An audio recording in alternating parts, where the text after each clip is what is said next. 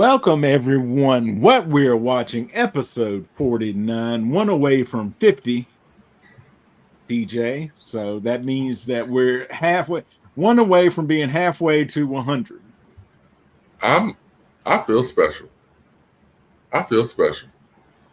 This is easy like a Sunday morning. I hear you. I hear you. We've done this 49 times.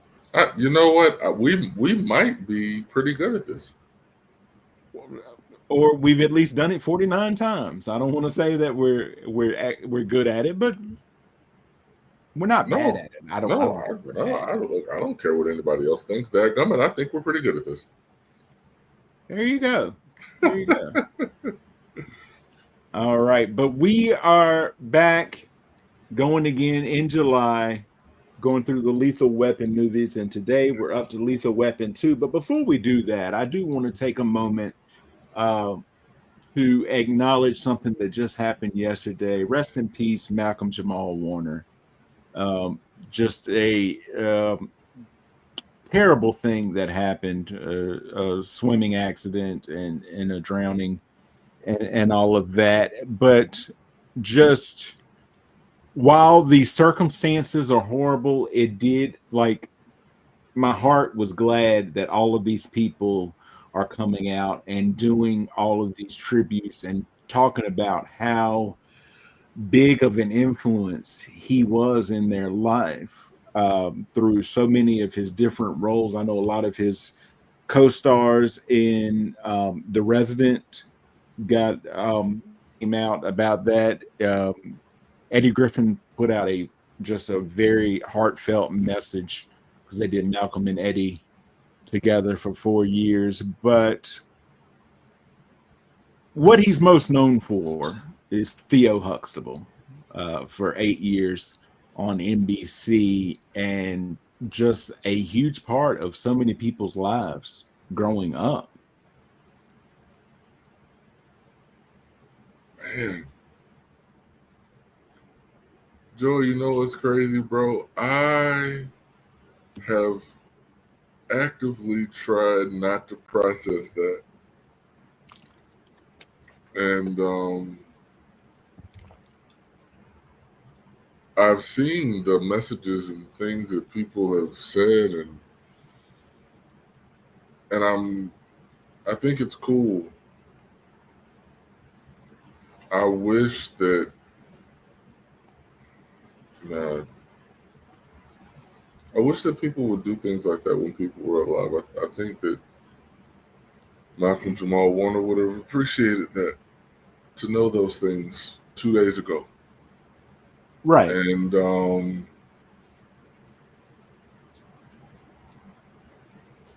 I appreciate you, Joey. If I have never told you that before, and I think I have, and I love you. I love you. You're an amazing person. You've always been amazing to me. And I don't have to wait for anything to happen to you for you to know that you have been an amazing impact on my life. And I don't know if I would be here if not for you. So thank you for that. Well, I appreciate that, man. And I didn't want this to be like a downer, but I fully understand what you and appreciate what you were talking about with that. But just, I think a lot of it, and I don't want to get into people's minds, is that we always think that we have more time than Don't, we have. don't. And I was actually going to get into this with you. I'll just mention it quickly now. But I've been reading leading up to Doomsday Clock, which is a DC thing, and but a lead up to it is something called DC Universe Rebirth, and it's a tale of Wally West, who's like a man outside of time. He was the Flash, and then he kind of gets erased, and he's a part of the Speed Force. And if he doesn't get someone to remember him, he's appearing to all of these people. And if he doesn't get someone to notice him and remember him, he will disappear. And about halfway through, he talks about a watch that had on the back of it like something like "Enjoy every second," or "Every second is a gift." Uh, and him realizing that all of these people who don't remember him, um, just it brings it back even more to him for that. And I was thinking of both of these things because I read that yesterday as the news was coming out. So it's just something to think about. But I think that's a wonderful message. You hear it, but it takes things like this to bring it home, folks. Just tell those that you love and that you appreciate that you love and appreciate them. Like go out of your way. Go out of your way to do it because you may not have that chance. So, but we're going to go on here. We're going to try to lift ourselves up, and we're talking about Lethal Weapon 2 this time. It's a 1989 American buddy cop action comedy film directed by Richard Donner and starring Mel Gibson, Danny Glover, Joe Pesci, Joss Ackland, Derek O'Connor, and Patsy Kensit. It is the sequel to the 1987 film Lethal Weapon and the second installment in the Lethal Weapon film series. Now, TJ, did you know that due to contractual obligations, Frank Sinatra was offered the part of Riggs? But he said, I think you've got the wrong film series. The wrong series, man. I didn't know if I'd be able to do it. I'm like, I've got to sneak at least one of them in. And folks, if you don't know what we're talking about, go back a year ago and watch the Die Hard series that we did. Yes. But 2 years after the events of the first film, LAPD Sergeants Martin Riggs and Roger Murtaugh are pursuing unidentified suspects suspected of drug trafficking, only to find that they had been transporting an illegal shipment of gold in the form of Krugerrand coins from the Afrikaner apartheid government of South Africa. Later, Consul General Arjen Rudd and security agent Pieter Voorstedt kill Hans, their man who lost the shipment of Krugerrands, and debate how to stir the police away from their activities. Now, let me just say something about our man Hans, all right? And if you recognize Hans, all right, I recognize him most as Boggs from Shawshank Redemption. Now, TJ, all right, you got to go out one way. All right. Would you rather be like, hey, Hans, boom, you're dead? Or would you rather him like, he's crawling and they drag him back into the cell and they beat him and he never walked again? Which way you want to go out? If I got to go out, I'm going to go out the way that he went out in Lethal Weapon 2 because I that was bad in Shawshank, but he also deserved it. Can I say this, though? Can we, again, if TJ's in a movie, there's not a movie. Because if I walk into a room and there's plastic on the floor, I'm not walking into that room. And I don't care if it's a dentist's office. If I'm walking into a room and I see plastic on the floor, I'm like, oops, I'm not supposed to be in here. Now, TJ, you've seen Goodfellas, right? Yeah. You know the part where they take out Joe Pesci's character? Like he thinks he's getting made? Hans had a more positive outlook coming into this room than Joe Pesci did going in that room. Joe Pesci's like, where's everybody? What's going on? Boom. Hans is like, y'all doing some redecorating up in here? I'm so sorry. Hey, folks, that's my bad about them Krugerrands. That's my fault right there. You blame it on old Hans. Joe Pesci came into that situation knowing he did what he did. And for anybody who has yet to see Goodfellas, I apologize. Spoilers. Joe Pesci knew he did what he did, was still expected to be made. Hans, my bad, y'all. You win some, you lose some. But he thought that he was going to leave and get the opportunity to fix it. Nah. That's funny. Now, in the building that they're using, they don't own that entire building. They're leasing some office space and all that. They probably paid for it with some Krugerrands or some money made from selling some Krugerrands, all right? Right. Now, you got Harry outside. Harry's just changing the light bulb. That's it. Hey, fellas, what you got in that rolled up plastic? Y'all need some help? Is that a rug? Y'all know I'm gonna have to clean that later. Let me go get my mop and then come back. Fellas, what? Oh, they're gone. Okay. I see how it is. Where's my light bulbs? Harry done lost his light bulbs and everything. Well, at least they rolled it up and everything. They cleaned it.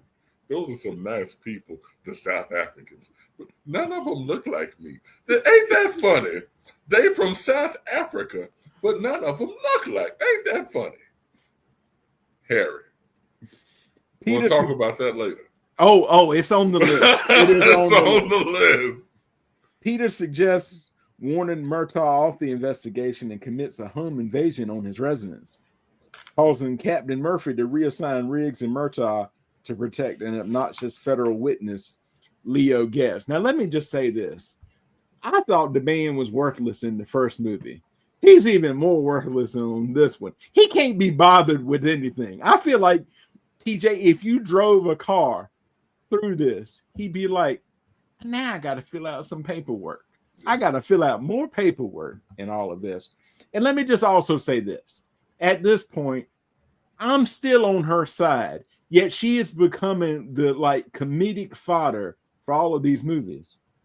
That psychologist still has done nothing wrong. She's like, you need to discuss your feelings. And everybody's like, point at her and make fun. That's it. That is her. It's clear that we're trying to poke fun at feelings, even though feelings is it. Feelings is the thing. I mean, it's like we're gonna have a moment in a little bit where we're locking hands and we're looking at each other and we're like, I know and I mean it.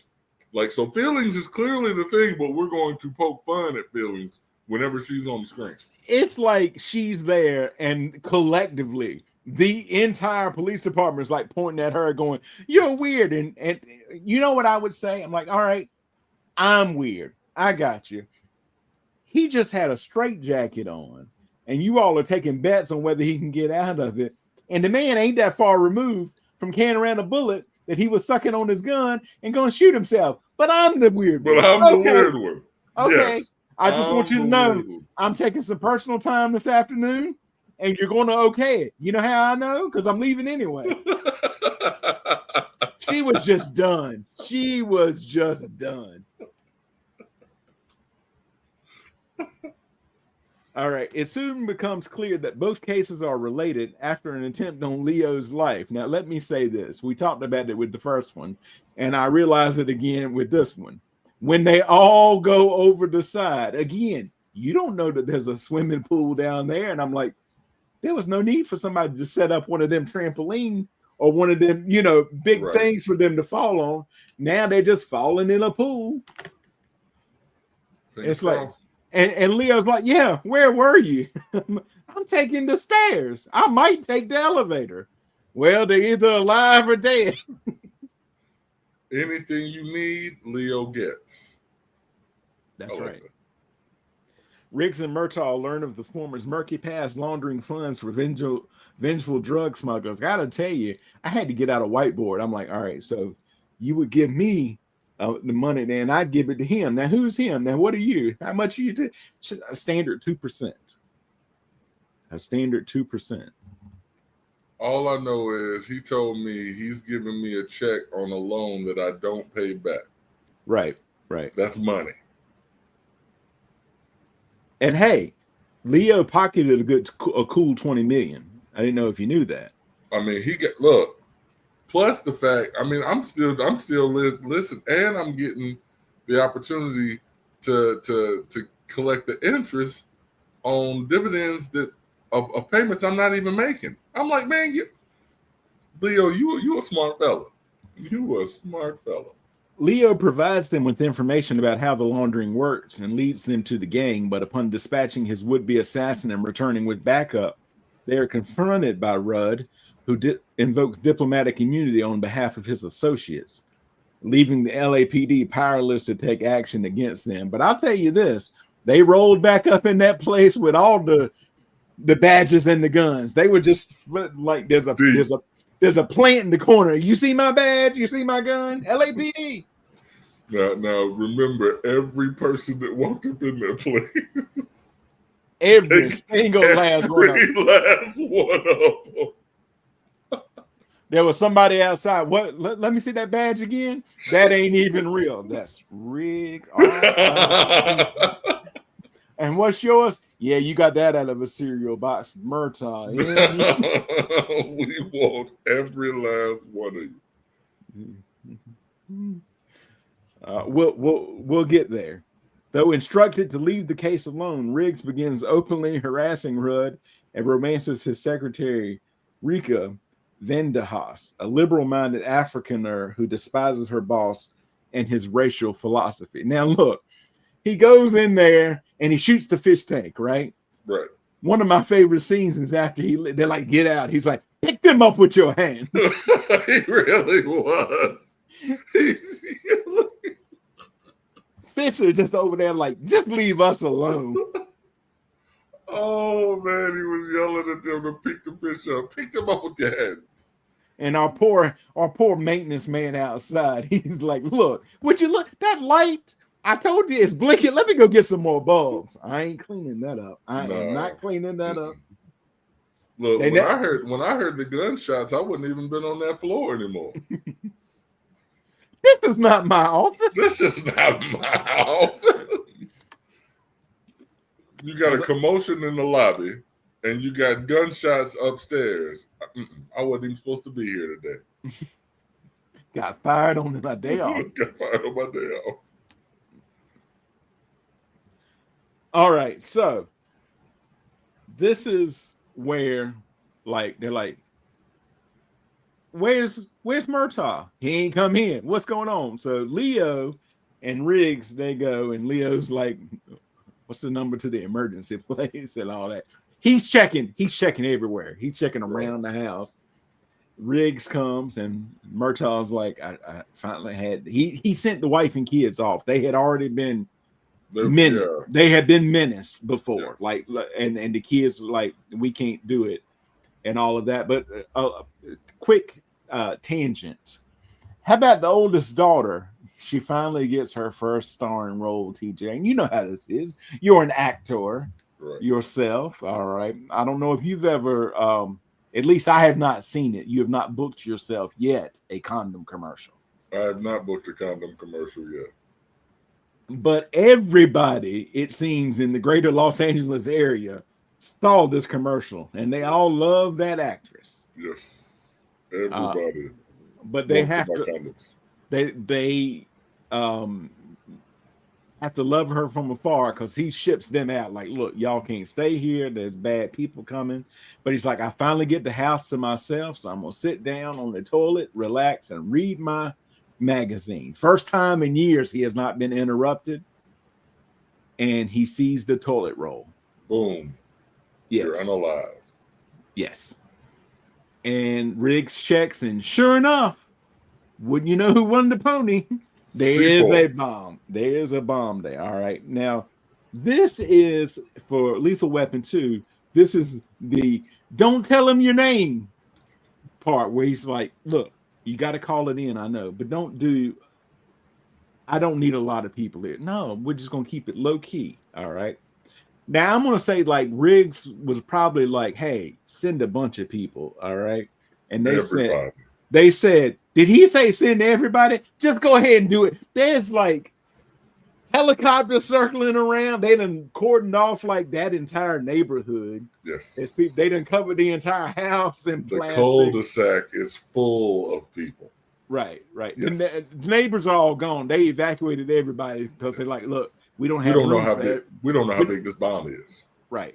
So they and all that. They're like, look, it's a good cast iron tub and all that. You just jump in and cover yourself up. Like, look, he's been sitting for 14 hours. He can't do it. So they're gonna stay in there, and that's when you're talking about, they do the meaningful things and all that, and they pull and it goes up, and the toilet lands on the car that's already been tore up all the hell. Yep. All right, but I wanted to talk about Kenneth Teeger as the bomb squad leader. Now, do you remember where we have seen him before? feel like he was the bad guy in something. He was not in that. I told you about a TV show where he played the bad guy, but he was the old man that stands up to Loki in the Oh, he Avenger. was. Yes. There have been people like you. There's always been There's people like there's no one there. There are always men like you. Oh, there's always it been gets me. But I told you about a role that he played on Magnum PI. Yes, but Got yeah, you. this is the same guy. I'm like, That's the dude. he's that dude. He is that dude. Nice. So Murtaugh enlists Leo's help in creating a scene at the consulate that wins the support of anti-apartheid protesters outside. Now, this is what reminded me of that. Okay, many years ago, when I was married the first time, myself and my wife at the time, it was spring break, and we were going to take a little beach vacation. We had saved up some money. We had the time off. Wonderful. Going up. On the way there, we get a flat tire. And so now we have to buy a new tire. Like, we put the spare on, but we got to buy a new tire while we're down there. And we had already made plans and reservations to eat at kind of an expensive place. And that was going to be like our one time eating out fancy. All right. So the rest of the time, I'm going to tell you this right now. We took a DVD player because we were already going to do this anyway. We were making our way through the West Wing. And we're like, we're going to watch DVDs because now we really don't have any money to do different things. And right when we book in, there's a woman there that's wanting to tell us about a timeshare. And I'm like, ma'am, you don't need to. You don't even bring it this way. And she's like, oh no, you can definitely do this. That's what this reminded me of. He's like, my friend is going to come here. I want you to talk him out of it. Sir, no. South Africa's a beautiful place to go to. I would never do that. And then Danny Glover comes in. That's how it was with that. I'm like, you don't. And she's like, no. I'm like, ma'am, we don't have any money. No, you can afford this, ma'am. No. Look. And and that was her. Not to say that we were, but that was her. But you're black. No, right. Like we just need to just go on. That's like, what this was. The funniest part, and I'm sitting there watching it with my partner, we're sitting there, and I laughed so hard at that moment because Danny Glover, aka Murtaugh, was so surprised. Like, why wouldn't I want to go to South Africa? It's Africa, right? And he says it because you're black. He turns to Leo. You are. Leo's like, you are. And then when Leo, which and I love the 6 degrees of Kevin Bacon, because if y'all don't know, Leo Getz, aka Joe Pesci, used to be the manager for what's my guy? The Four Seasons. The Frankie Valli. He used to be the manager for Frankie Valli in the Four Seasons. That's a big deal. But I digress. So now Leo Getz becomes the hype man for Murtaugh. Everything he says, he calls him a son of a bitch. And it's just so funny. I enjoyed that scene so much. And I hope that Danny Glover had a lot of fun making that. That scene seemed like a lot of fun to make. It's even more fun when they're telling Riggs about it. And Leo's like, but you're black. You're black. You know, in the back. Right, that was a lot of fun. Vorstadt is dispatched to murder all of the officers investigating them, while Murtaugh deduces that Rudd is attempting to ship funds from his smuggling ring in the United States to Cape Town via the Los Angeles harbor. Now, you got people, they're playing cards and all that. Like, deal me out in the next hand or all of that. So, pause for 1 second, because, again, we're talking about characters that other people have played. An interesting character, because the gentleman who folded on that hand, another character that he's played in other shows. One, he played Hank in Breaking Bad. He also played a character by the name of Uncle Daddy in Claws. Just wanted to put that out there because that's a very interesting name, Uncle Daddy. Now, I've seen this movie probably 4 or 5 times. It's not real high up there, but I've seen it a few times. I have always thought, now it's not great, but the woman diving off her diving board, it looks to me like she could have survived. Like it didn't blow her in half. She just jumps and it kind of like propels her forward and she flips. What I like to believe is that it flipped her with such force is that her insides obliterated. Maybe. You may be right. Otherwise, I'm like, that's a somersault into the pool. It was just a somersault into the pool that any team in Wisconsin can do on a Tuesday. So everybody's watching that like she's fine. No. It was the flip that no human should do. It was a Tuesday in Wisconsin. Thank you, Morgan. Jenny was going out to do a somersault. 2 assassins attack Murtaugh at his home, but he kills them both with his contractor's nail gun, although Leo is abducted in the process. Now, the one that came up behind him like a horror movie villain, right? Yeah. And he's doing that. He shot him 3 times. Now, after the first one, I'm letting go. I might still be dead, but he's like tightening up. What's this pain in my side? It must be the satisfaction of knowing I'm about to kill Danny Glover. Ow! What's this pain in my side again? After one, I'm like, I've been stung by a bee. Yo, you had to know that again, Office fans, when you introduce the gun, you gotta do something with the gun. And in Lethal Weapon, there's a lot of guns being introduced. But this gun, this is a nail gun. You got to do something with the nail gun. You knew it was good. You knew it had to come back. Absolutely. Yeah, you knew it was coming back. Meanwhile, Vorset seizes Riggs at Vanderhaas's apartment and discloses that he was responsible for the death of Riggs' wife years before. Yes. Hold up. Before we get here, I think that we have a responsibility to address the problematic way in which Riggs got the date. Riggs got that date problematically, bro. Like, I mean, come on now. You can get a date. Oh, in the grocery store. In the grocery store. Because I'm sitting here with my partner and I'm like, all right, now look. That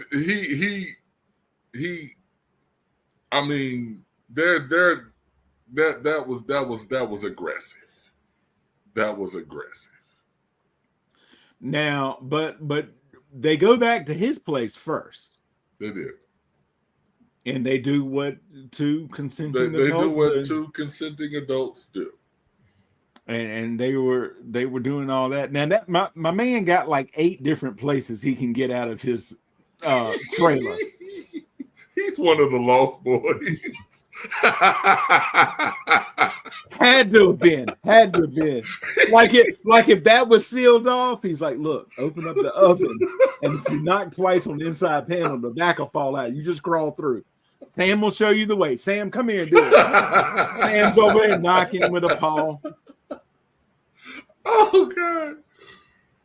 Oh God, that's awesome. Okay. During a botched assassination attempt on him.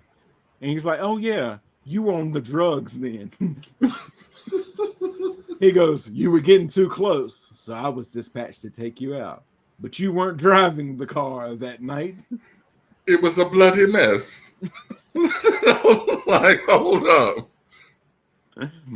I don't mind telling you, I got in some trouble that day. I would be equally as upset as Riggs in that situation, but in that also take some ownership. Take some ownership. You caused your wife's death. Right. Now get upset and kick some ass. This is the thing, though. All right. Now I'm never for bad people. All right. Okay. But if you are going down that road, you already know they have they just told you they killed your wife. All Yeah. right. They about to throw him into the water, and Yeah. she's down there with his jacket just Chilling. chilling. She is DEAD. Can't nobody hold their breath that long and look that way. Right. We didn't even know she had the jacket. I didn't know she was down there. Oh no, not until he looks around. Not until she looked around. Right. All right. They're like, no. This is what we're gonna do. We're gonna put him in a straitjacket like device. Right. As the office also told us, if the straitjacket is introduced, you got to use the straitjacket later on. Mm-hmm. You find out that he can get out of it, and we'll just throw him over. Why don't you just shoot him? Because if you want him dead, you could have just killed him. No. We got to give him away. Got to give him a way out. And here's the superhuman that is Riggs. He got out of the straitjacket, choked the guy out, snapped his neck, and then went big boss status, like my name is Kingpin from Daredevil, smashing somebody's head in a car door. Oh, yeah. Did he forget for 15 minutes that he was a cop? He ain't read not one Miranda. Oh, no. He did not read one Miranda right. We are about to get to it because he's like, they killed them both, Roger. And he's like, and he's trying to tell him, Riggs, look, you and I are the only ones left. Everybody else is gone. They done took Leo. He don't hear nothing. This is the only courtesy. He's like, look, I'm about to go mess somebody up. I cleaned it up there for you. Right, you did. But this is the only courtesy I'm giving you. He goes, because I'm probably not going to survive this too. But I'm gonna mess everybody up on my way down. And he's not even listening to they took everybody else out. You got to wait for me. They done took Leo. Nope. Miranda is gone. Miranda done left. Miranda's gone back to South Carolina. It is gone. That's it. I mean, I know we're dealing with the worst captain ever created, so it doesn't matter. But still, like, this dude went murder. Right. So look, this is what the info says. Part of this, what I'm about to tell you, I did not write this. I got this summary online, but this is not what happened at all. At least the last part of it. All right. He phones Murtaugh, declaring an intention to pursue Rudd and avenge his wife, Rika, and their fallen friends. He don't even know about the friends. He never told him about the friends. He said he heard it on the radio. I think it's just his wife and Rika. He's like, look, this is the only other time I've ever really felt something for somebody. And she was feeling me too. And they just messed it up, Roger. And my trailer, don't even mention the trailer. The trailer just tore up. He's upset. I'm upset about that trailer because it was a perfect, like, Lost Boy trailer. He had all the booby traps. Murtaugh willingly forsakes his badge to aid his partner. He took it off. After rescuing Leo and destroying Rudd's house, they're like, listen, just hook that up right there. We're just going to tear the house down. They head for the Alba Varden, Rudd's freighter dock in the port of Los Angeles, as the South Africans prepare their getaway with hundreds of millions in drug money. While investigating a guarded cargo container at the docks, Riggs and Murtaugh discover Rudd's laundered drug money, but are locked inside by Rudd's men. They break out, scattering 2 pallets of the money into the harbor in the process. Riggs and Murtaugh engage in a firefight with Rudd's men aboard the Alba Varden before separating to hunt down Rudd. Riggs confronts and fights Vorstedt hand to hand, stabs the latter with his own knife, and drops a container on him. He's no Mr. Joshua, I'll put it to you that way. No, he's not. He would never with Mr. Joshua. Oh, man. Rudd retaliates by shooting Riggs in the back multiple times and again invoking diplomatic immunity. Hold up. You got to do it. You can't just say it in your voice. You have to do it like he did it. I'm getting to it. Diplomatic immunity. Diplomatic immunity. When Murtaugh aims his gun at him. Murtaugh fatally shoots him and declares that his immunity it's just been revoked.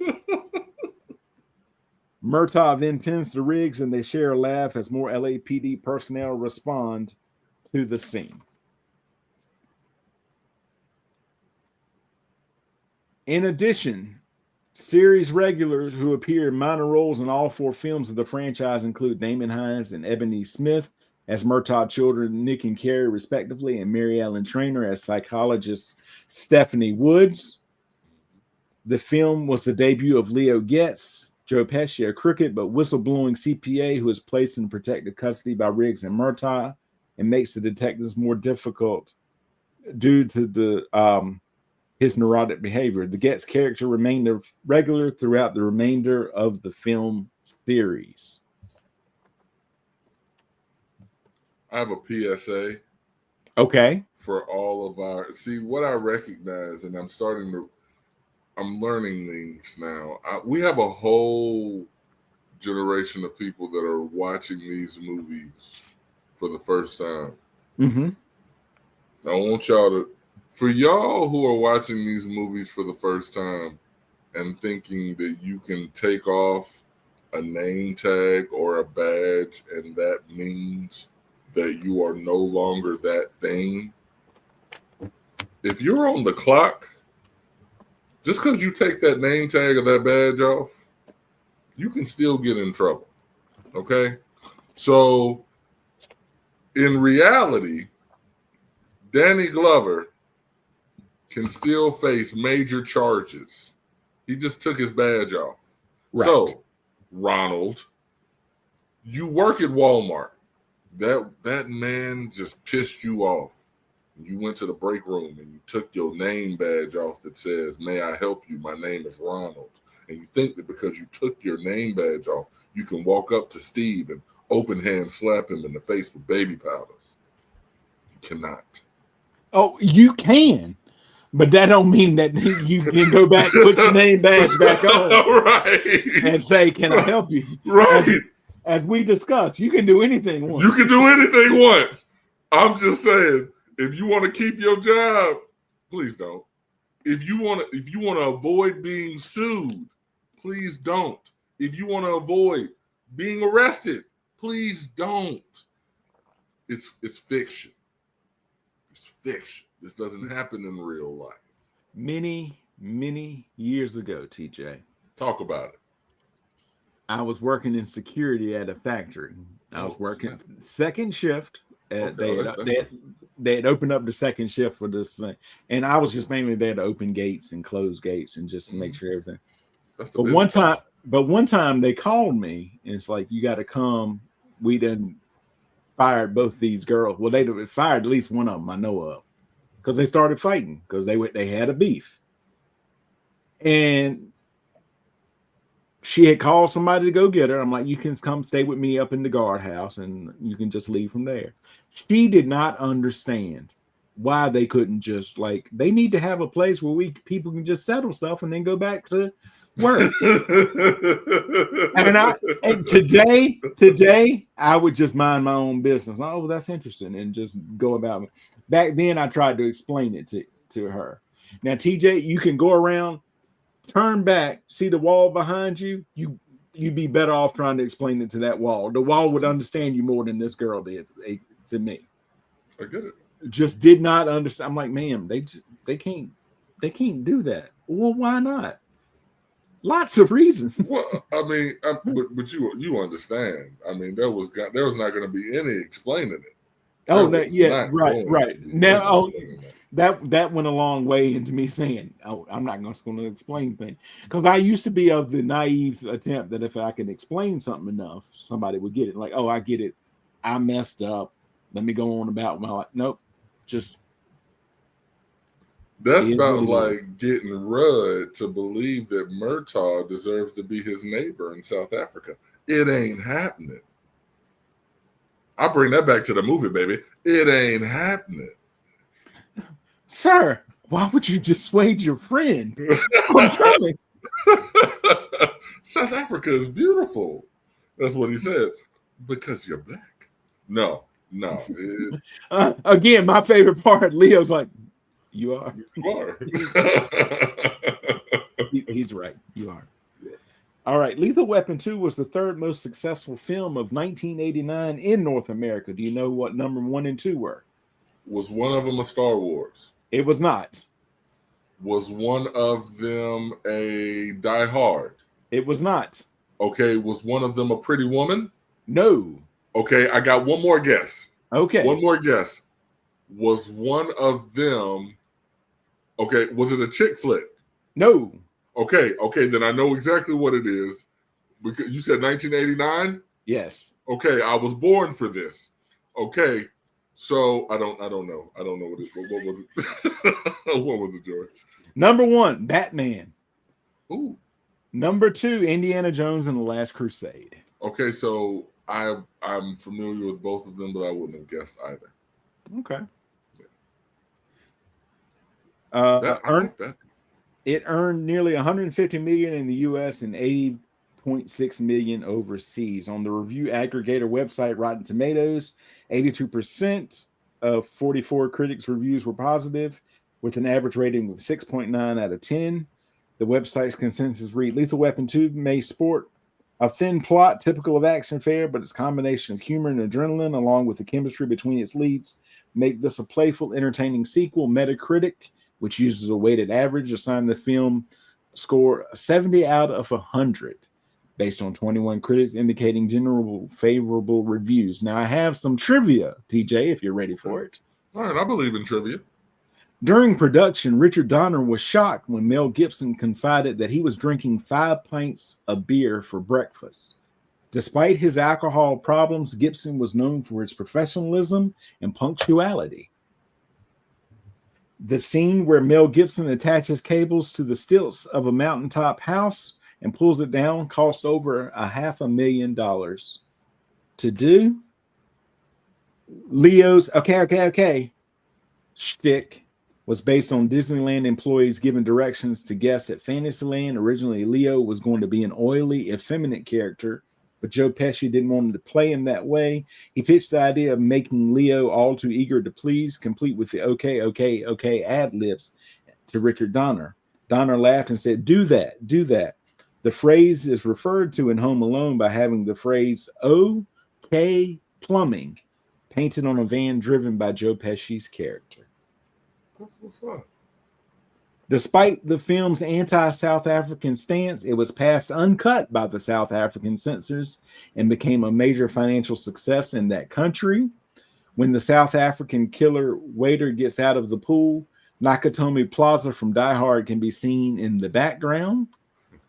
Joel Silver produced both pictures. Patsy Kensit described her sex scene with Mel Gibson as having been very uncomfortable to act out. She stated that the reason was that she and Gibson were both married and both Catholic. The bomb in the toilet sequence was used as an early teaser trailer for the movie. The trailer ended with the toilet landing on Murtaugh's car and the voiceover announcer saying, "They're not taking any more crap." The prop Beretta Mel Gibson uses in this film is the same prop gun that he would use in Lethal Weapon 3 and 4. Not only that, but this is the same prop gun Bruce Willis used in Die Hard, Die Hard 2, and Die Hard with a Vengeance. Nice. It has since been retired as a prop gun. All right, so listen to this. You'll enjoy this. The scene where Murtaugh does his Free South Africa tirade, his statement of one man, one vote, did in fact become part of then South Africa's President F.W. de Klerk's agenda to end apartheid. Lift the ban on African National Congress. In the film, protesters outside the South African consulate had the ANC flag and released Nelson Mandela from incarceration. Danny Glover portrayed Nelson Mandela in the made-for-cable HBO film Mandela, which was filmed prior to the release of the first Lethal Weapon film. Riggs intentionally dislocates his shoulder in this film in order to get out of a straitjacket. This becomes a running gag throughout the franchise. Shown unscheduled on Australian television the night Nelson Mandela was elected president of South Africa in 1994. Danny DeVito was considered for the role of Leo Getz. Joe Pantoliano was the first choice to play Leo, but he turned it down due to a scheduling conflict with The Last of the Finest. All right. All right. Overall, TJ, what are your thoughts?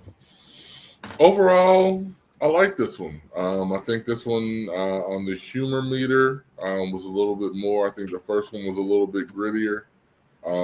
But this one they tried to go a little bit lighter with the humor. But the plot was there. Obviously, you got a lot more skin in this one. Um, but yeah, it's an '80s movie setting us up for Lethal Weapon 3, and now we get the Rene Russo. I said that last time. I was too early and too eager to get my Rene Russo fix. Well, So she was coming. She's just not here yet. Now she's going to be here. yeah, I was like way too early. But now when I say, hey, it makes sense. So yeah, I'm looking forward to getting some Rene Russo action going on. But no, Lethal Weapon 2 was great. Enjoyed watching that one. Looking forward to bringing Lethal Weapon 3 and 4 because got to get some butters in there too, man. So yeah, I'm always down for this. And I enjoyed the PSA. I wanted to make sure that Ronald knows that he can't just take the badge off. It's not going to happen like that. Absolutely not. Like, listen, Ronald, you got to be professional, okay? Because you're not representing just Ronald. You're representing the Walmart Corporation. Clock out. And they're like, listen, Ronald, Clock out. we got a lot going on anyway. All right. Because the number one entity in the United States that gets sued, folks, is the United States. Number 2 is Walmart. So they're like, look, Ronald, we got enough. We don't need Ronald going all Ronald. Clock out. You go and live your life. And if you meet Steve later on in life, if you're meant to beat the brakes off of him, then that's later on in life. Why do you even want to beat the brakes off of him? Just live your life, Ronald. See, the problem is Ronald's never been in a fight. Ronald's never been punched in the face. Maybe that's it. Everybody needs to be in a fight, folks. I'm not advocating for it, but if you ain't been in a fight, then you don't have a full outlook on life. And the people that have the full outlook on life, they've been in a fight, they've been hit, they've run out of gas at some point. And you've got to figure that all out. If you've never done either one of those things, life has been good to you so far. All right. Big time facts. If catch an L, run out of gas, get a flat. Oh yeah. Catch an L. I can tell you this.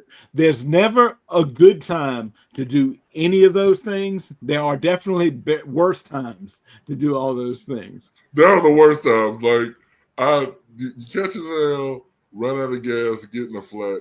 And I think one of the having your card decline when you really need that bitch to go through. Like that I think we can come up for I think that's an episode. I think that's that's a podcast right there. Things that you need to have happen in life.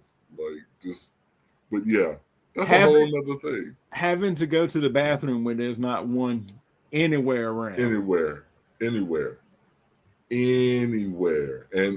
when you say having to go to the bathroom, understanding this ain't a one. This ain't a one. But I'll tell you this. I understand that. But I can tell you this. If I got to go just number 1, I'm going. I am not one of those people. Can't you hold it? I can do anything I want to do. Right. But Jim Carrey taught us if you got to go, you got to go. It must be. I must be telling the truth. Jim Carrey said it. That man is a saint. Nah, man. I had a great time with you today, man. This July is always a great month because we always have some good times, and Goes Lethal by Weapon way is a too good one. quickly. It Goes does by way too because the quickly. month's almost over, man. It's almost over, but we're gonna try to get them. We're gonna try to get them in there. We still got some days, and we still got some time. What I do is I have a rotation of shows I watch, TJ, because I'm trying to get through them all, and my brain won't let me go and like, hey, I gotta watch 3 more episodes of Ironheart. I can't just watch them in a row because I feel like I'm neglecting the other shows, so it goes in a rotation. Oh man, oh Yeah. bro, like I get binge heavy, like because I'll put something on and I'll be like I can't stop. That's why we knocked out Mr. McMahon like it was nothing. I understand that. I understand that. I wish my brain were like that. Yeah, But if I get into a rotation, I'm like, I can't break the rotation. I understand it's me, folks. Not me. Don't send me any emails. I understand it's me. It's all me. I understand it. But look, and I love you. I'm saying once we watched Thunderbolts, Ironheart was a foregone conclusion. We knew, okay, we can finally watch Ironheart, and it happened like that. So we're fully caught up. We're ready for this weekend. well, let me tell you this. Okay, I'm just gonna give you a little insight into Mr. McMahon. All right, Mm-hmm. all you folks need to know about that. It's a great. I would definitely watch it if I were you. All right, you learn all you need to know about that man during the episode title of episode 1. You know Junior, what? Junior. He hates it because he's not really a junior, but he lives in that shadow. All right. that doc was great. Absolutely. Absolutely. That doc was great. I enjoyed it. We watched it. We pumped through that thing. That doc was great. And I am not downplaying folks. You believe me and listen to me when I say this. All right. I am not downplaying all the stuff that Vince McMahon did because I can guarantee you he did it. All right. If he didn't do 100% of it, 90 is just as bad. All right. 10% is just as bad. All the stuff that he's. Shit, 80% is just as bad. What I'm saying is 10%. If he Yeah, did 10%, that man is a villain. right. That is not like, even Right. if he were found out and they like he absolutely did it, here's all the video in widescreen of him doing it. That Right. is still not his worst day. His worst day is when he dies. It's going to say wrestling in his obituary. First line, because he doesn't want to have anything to do with wrestling. Even though that's where he made his money. He does not want. That's why he came. That's why he did not come up with it. That's why he acquired and took ownership and value of pushing sports entertainment, because he felt like it was, wrestling with its fancy clothes on that you can put out amongst the visitors. But And after watching it, and this is a conversation that you and I can have in another venue, but after watching it, it puts more, it adds more to the conversation where when having conversations with whomever you're having conversations with, you have to be able to separate. 100, You 100. cannot. I am never going to say such and such person, oh, that's a great guy. No, you have to be able to. What I know about the person is X. So when I say my childhood, this is it. Well, I remember my childhood. A big part of my childhood was being able to watch wrestling. Wrestling was brought to me by this person. Right. This person made a big part of my childhood. This. Right. I did not know all the bad stuff that they did. That wasn't presented to me. But they were responsible for X. 100%. I'll give you another example. Same thing. When I'm little and I'm coming up, I'm a Hulkamaniac. Hulk Hogan was my man, right? Same. Then you go on in the mid 90s, he turns heel and it does the second big boom. Also on that, you also got to give him credit to that. Right. Horrible person. Right. But horrible person does not take away everything Right. that person did. Right. Roman Polanski, horrible person. Chinatown is a fantastic movie, and I would still watch it. Do I want to sign up and work with Hulk Hogan or Roman Polanski again? Absolutely not. Right. It doesn't take away. You have to separate the two. Bill Cosby the same way. All right. I say that's one of the 4 people on my Mount Rushmore for why I became a stand-up comic. I to this day can recite word for word Bill Cosby himself, and the Cosby Show was a fantastic show going full circle with the Malcolm Jamal Warner because I can separate Cosby Show from Cosby the person. Right. I can separate Cliff Huxtable from Bill Cosby. And we've Not said that. not everybody can do that, which that drives me even more insane. All right. But and that's the part, and that's the part that upsets me as well. And I want it to be as fair as possible for everybody. You know, I mean, we all want the opportunity for redemption. We all want the opportunity for a second shake whenever we mess up. Right. So I'm saying, just go on there. Everybody's going to do what they're going to do. That's it. Everybody's going to do what they're going to do. So, okay, go off the information that you have. If it's food, go. Okay, steaks are good until they're not good, right? So you eat steaks, and then someone says, "Oh no, eating steaks is bad." Okay, and then you go off that information. You know, you had asbestos in your homes until they said it was bad, and then you didn't do it anymore. It's right. That's it. You mess with somebody in entertainment until you didn't. The problem was when we put people on too high a pedestal. You shouldn't put people on such high a pedestal and forgetting that people are human. People make mistakes. That guy that you're putting on such a high pedestal, he was your neighbor. And you hated your neighbor for 15 years, and then you found out that some bitch can sing, and all of a sudden he's the greatest thing in the world. No, he was your some bitch neighbor that you hated for 15 years. Let's just call it what it is. The problem, and then we'll wrap it up because I got to go back to work, and you got to get on with your life. I got to get ready to work from work myself. Here's the thing. All right. It used to be like, TJ, you need to watch how you treat people on your way up because you'll see them again when you're coming back down. Yep. On your way back down. All right. Here's the problem. Too many people are not accepting that. They look at what Colonel Tom said to Elvis. You can treat people any way you want to on the way coming up if you're not planning on coming back down. Too many people took that to heart. They're like, oh, well, I guess I'll just never come back down so I can treat people how I want them. But this is what I say to those people. Fine, you're not planning on coming back down. Sometimes the people you pass, they pass you. They're going up ahead of you. You can't do both. You can stay up or you can come back down. But either way, you're going to get passed by somebody. I say y'all can have it. I wish y'all nothing but the best. Joey, I want to see you shine, baby, because you a star. Well, I appreciate that. Yes, I sir. appreciate that. Thank you all so much, and we will talk to you all next time.